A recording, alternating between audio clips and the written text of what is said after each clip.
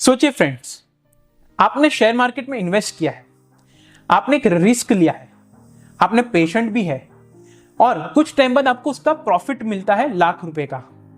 आप हैप्पी थे, आपने ये काम सब लीगल वे में किया था और आपके शेयर डीमैट अकाउंट में पड़े थे। लेकिन एक दिन इनकम टैक्स डिपार्टमेंट आकर आपसे ये कहता है कि आप पेनी स्टॉक के स्कैम में हो, आप पर हैवी टैक्स प्लस पेनल्टी लग सकती है। यहां से शुरू होती है एक लीगल सीरियस बैटल, जहां पर बोगस LTCG यानी long term capital gain, section 69, commission और IT-AT की जजमेंट की। हेलो फ्रेंड्स, मेरा नाम Naitik Shah, welcome back to my channel. आज हम एक ऐसे ही सीरियस लैंडमार्क जजमेंट पर डिस्कस करेंगे। ये जजमेंट का नाम है Neeta Agarwal versus income tax officer. ये जजमेंट उन लोगों के लिए बहुत इंपॉर्टेंट है जो शेयर मार्केट में इन्वेस्ट करते हैं और लॉन्ग टर्म कैपिटल गेन पर एक एग्जेम्पशन क्लेम करते हैं। तो चलिए शुरू करते हैं।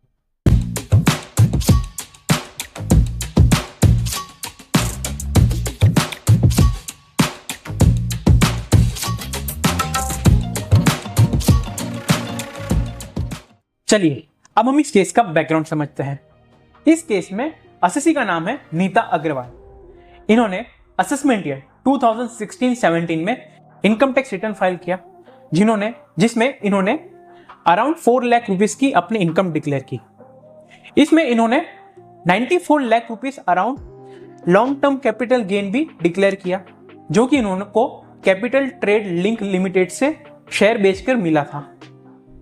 यहां पर शेयर लिस्टेड थे और 12 मंथ से ऊपर थे, तो असेसी ने सेक्शन 1038 के अंडर LTCG के अंदर एग्जेम्पशन क्लेम किया।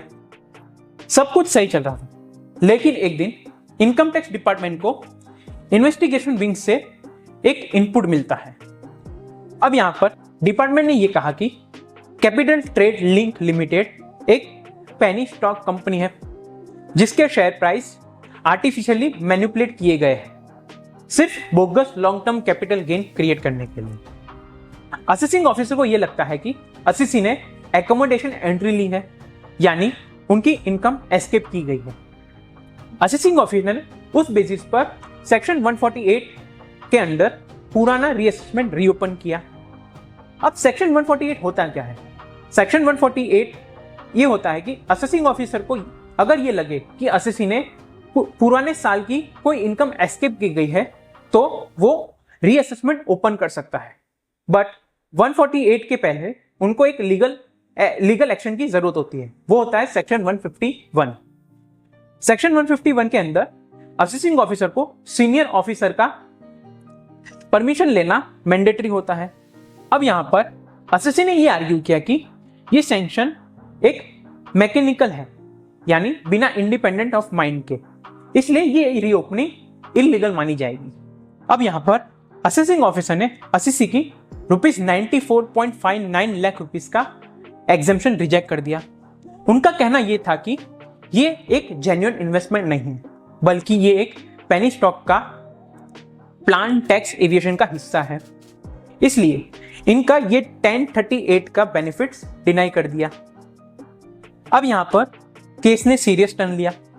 असेसिंग ऑफिसर ने यह कहा कि आपको जो 95 लाख रुपीस शेयर बेचकर मिला है, वो एक जेन्युइन सेल प्रोसीड नहीं है, बल्कि ये एक एकोमोडेशन एंट्री है। इसलिए ये सेक्शन 68 के अंदर अनएक्सप्लेन्ड कैश क्रेडिट मानकर इनकम ऐड कर दिया जाएगा। सेक्शन 68 क्या होता है? सेक्शन 68 के अंदर जब भी असेसिंग ऑफिसर को यह लगता है कि कोई क्रेडिट एंट्री हुई है और उसका एक्सप्लेनेशन आपके पास ना हो, तब ये सेक्शन 68 अनएक्सप्लेन्ड कैश क्रेडिट लगता है।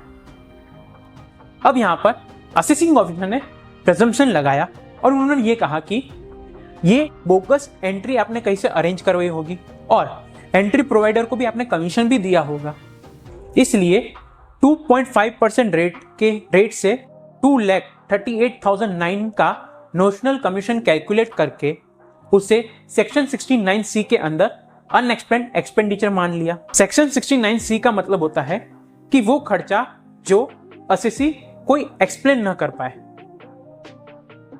अब यहाँ पर असेसी ने एनएफएससी के सामने अपील फाइल की, लेकिन प्रॉपर हियरिंग नहीं हुई थी और एनएफएससी ने असेसी को पूरे सुने बिना एक्स पार्ट ऑर्डर पास कर दिया, जिसमें असेसिंग ऑफिसर के पूरे एडिशन को कंफर्म कर दिया गया। अब जब यह केस आईटीएटी आगरा बेंच के पास गया, ट्रिब्यूनल ने यह कहा कि नेचुरल जस्टिस का प्रिंसिपल फॉलो होना जरूरी है और किसी को बिना सुने ऑर्डर पास कर देना गलत है। आईटीएटी ने एनएफएससी का ऑर्डर सेट असाइड कर दिया, ये केस एनएफएससी के पास वापस भेज दिया और fresh hearing and proper opportunity का डायरेक्शन दिया। इसका मतलब यह है कि अब ये केस का डिसीजन फ्रेश हियरिंग के बाद आएगा। इस केस में हमने मेनली ये सेक्शन कवर किए, section 148 reopening notice, section 151 sanction for reopening, section 1038 LTCG long term capital gain exemption, section 68 unexplained cash credit, section 69C unexplained commission. इस केस से हमें सबसे बड़ी लर्निंग ये मिली है कि अगर आप स्टॉक मार्केट में इन्वेस्ट करते हैं तो आपके पास bank trail, demat statement and contract note होना चाहिए और पेनी स्टॉक से दूर रहे और टैक्स बचाने के चक्कर में रिस्क एंट्री न ले, क्योंकि पेनी स्टॉक के केस में डिपार्टमेंट की अप्रोच एकदम एग्रेसिव हो जाती है। तो फ्रेंड्स, अगर आपको ये वीडियो अच्छी लगी हो और इंफॉर्मेटिव लगी हो तो वीडियो को लाइक करें, चैनल को सब्सक्राइब करें और कमेंट में हमें बताएं। मैं नैतिक शाह आपसे मिलता हूं एक नए इंफॉर्मेटिव इनकम टैक्स केस लो के साथ। तब तक के लिए थैंक यू, जय हिंद।